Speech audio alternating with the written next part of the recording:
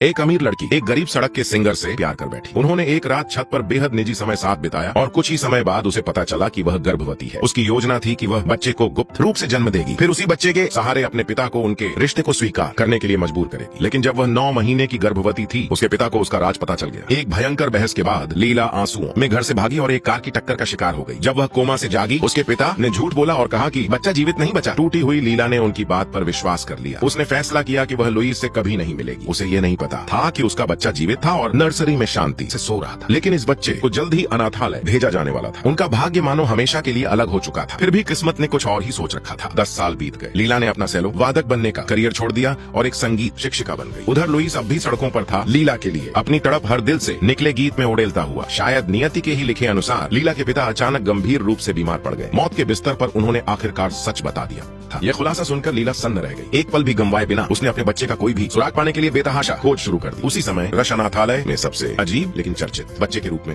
जाने लगा था, सिर्फ इसलिए क्योंकि वह ऐसी धुनें सुन सकता था जो कोई और नहीं सुन पाता था। उसे विश्वास था कि यह वरदान उसकी माँ की पुकार है। अपने माता पिता से मिलने के लिए दृढ़ संकल्पित होकर वह अकेला ही बड़े शहर की ओर निकल पड़ा। लेकिन यह लापरवाह फैसला उसकी यात्रा को खतरनाक और असाधारण बना देने वाला था। जब लीला बाल कल्याण कार्यालय पहुंची और जानकारी मांगी तो उससे कहा गया कि वह विस्तृत कागजात जमा करे और इंतजार करे। लेकिन वह इंतजार नहीं कर सकती थी। वह सीधे निदेशक के पास गई और अपवाद की विनती की।